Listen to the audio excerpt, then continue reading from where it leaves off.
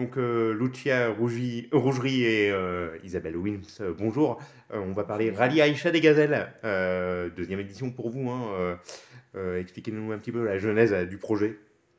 Écoutez, on est parti en 2023 après le témoignage d'un de nos amis qui participait à l'organisation.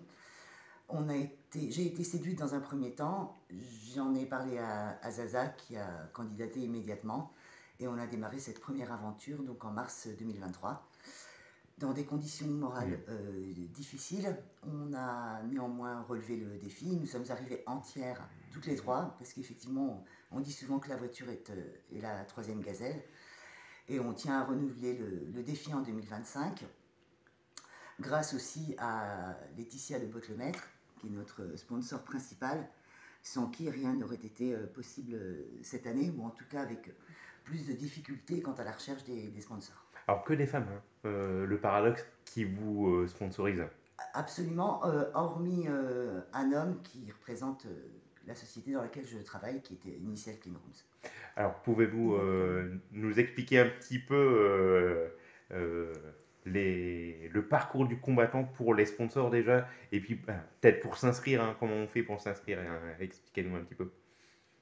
Alors nous, on n'a pas eu trop de soucis justement pour chercher des sponsors, puisque on a rencontré nos gazelles et c'est elles qui se sont manifestées pour justement nous sponsoriser. Donc on n'a pas eu trop de soucis. Et pour s'inscrire, alors l'inscription, expliquez-nous un petit peu comment Bah, ça se fait. l'inscription, il suffit d'avoir de l'argent, tout Il suffit simplement. de faire un joli chèque. Et Ouais. Mayanga vous enregistre sans aucun problème. Voilà. Bon, alors la voiture aussi, c'est un pick-up, hein. On a un pick-up Isuzu, un modèle D-Max qu'on loue chez Denis Lecomte, qui est concessionnaire Isuzu à Nonan-le-Pin. On a choisi cette option en 2023, on a réitéré en 2025. C'est pour nous très confortable, très sûr. Denis a des véhicules qui sont très bien entretenus. Quand on rentre au bivouac, c'est lui qui est en charge de l'entretien du véhicule, des entretiens basiques, hein, les niveaux, passer la soufflette, regonfler les pneus. S'il y a un problème, il est là aussi. S'il y a un problème, il est là avec un stock de pièces. C'est hyper bien organisé. On se sent vraiment en sécurité d'un point de vue mécanique. Ensuite, il y a le pilotage et la navigation. Où là, on a mis aussi en place des choses. On est parti en formation avec Vincent Ramblier pour la deuxième fois, il y a 15 jours maintenant, pour un stage de pilotage dans les dunes principalement, puisque c'est la difficulté la plus ardue à surmonter, et la navigation. Donc là, comme vous avez pu le constater, on va sortir nos cartes et commencer à réviser, continuer à réviser. Alors justement, est-ce que je crois que c'est vous la pilote, hein, Lucia, et vous la copilote, la navigatrice, on va dire. Ouais. Expliquez-nous un petit peu chacun votre rôle. Bon, en fait, on fait tout à deux. Sauf, Lucia forcément qui a le volant, mais autrement, on fait tout à deux. Aucune décision n'est prise si elle n'est pas validée par nous deux, donc ça peut prendre du temps parfois principalement sur la navigation, mais au moins voilà, si on a fait un mauvais choix, on l'a fait à deux. Et voilà, on n'a jamais eu de difficulté. Est-ce qu'il y a eu des engueulades justement? Aucune. Bah, Aucune. non, pas Plutôt des bonnes parties de rire Ouais, voilà. que des engueulades. Ouais, C'est vrai. Ouais. Bon, le parcours aussi difficile, hein, quelquefois ça peut pousser sur les nerfs psychologiques.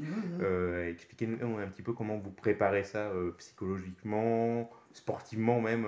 Il y a peut-être un entraînement que vous vous êtes fixé peut-être? L'entraînement, c'est la formation de pilotage qu'on a suivi à nouveau avec la découverte des dunes et la maîtrise du pilotage dans les dunes avec Vincent Ramblier.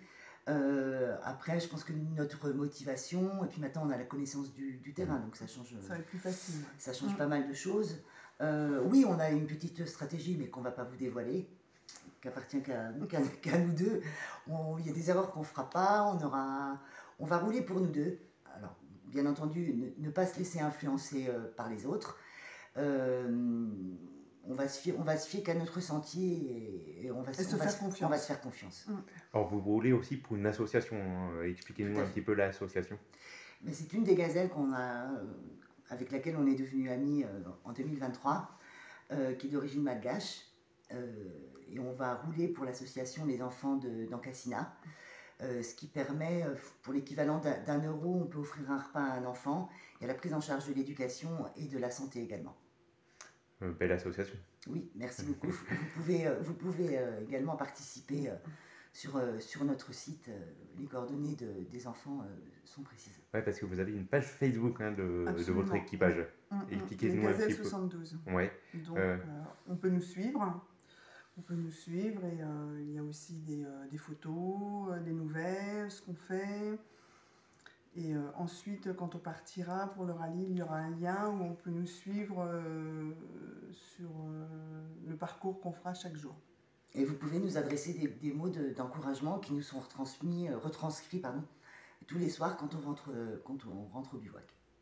Un peu le stress, j'imagine, de partir là, laisser ses amis C'est plutôt de l'excitation Ouais. que du stress. Ouais, parce qu'on sait où on va, on sait ce qui nous attend, donc non, puis beaucoup de... On est bien organisé, on est bien préparé. Les gazelles, c'est vraiment une famille, hein, les gazelles. Parce qu'il y a des anciennes gazelles, la preuve, vous parlez d'anciennes gazelles. On sent que c'est vraiment une famille. Il y a de l'entraide entre vous. Expliquez-nous un petit peu ce qu'il en est sur le terrain. Absolument, nous on en est la preuve vivante. Hein. On est ressorti de 2023 avec trois amis qui sont chers à nos cœurs. Après l'entraide, effectivement, on ne laisse pas une gazelle dans la panade. Il ne faut pas non plus y passer la journée. On ne peut pas se permettre de se pénaliser non plus, mais on laisse pas une gazelle dans la panade. Si on voit qu'elle ne peut pas s'en sortir, elle appellera l'assistance mécanique. S'il faut lui donner un coup de main à tracter ou à pelleter, bien entendu, on les aide. On les aide. Ça nous est arrivé dans les dunes. L'image la plus forte du premier rallye que vous avez, peut-être le départ à Nice, l'arrivée, je sais pas. Oui, l'arrivée parce qu'elle est folklorique. Elle est folklorique et puis voilà, notre objectif était atteint. Moi, je dirais que c'est les 4 premiers jours parce qu'on s'est régalé les 4 premiers jours. On s'est régalé. Parce qu'on était fraîche, on était hyper lucide. Et je vous cache pas qu'après, la fatigue se faisant ressentir, un petit manque de confiance, moins structuré aussi dans notre approche des cartes, etc. Notre organisation. Ouais. Donc là, on va être vigilante à vraiment bien garder le cap. Dernière fois, on peut rappeler le principe du rallye? Donc c'est un rallye 100% féminin. On va participer à la 34e édition. Ça se passe au Maroc, bien entendu. C'est un rallye, c'est une course d'orientation. On part tous les matins avec entre 6 et 10 CP à peu près à franchir dans la journée avec une carte et une boussole. Bon, l'objectif? Arriver entière, toutes les trois. Ouais. Avec la Elle a un surnom, la voiture, ou pas? Non. Et voilà, visée fin des années 80, un petit top 50.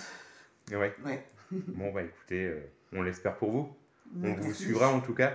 Et on peut remercier encore une fois vos sponsors. Absolument.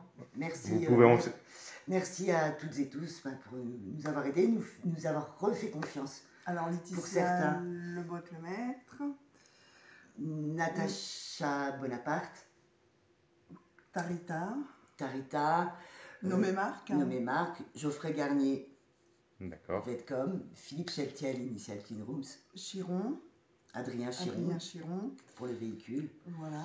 Et puis aussi Roulons pour les enfants dans Cassina. Dans Cassina. Merci à vous toutes les deux. Merci.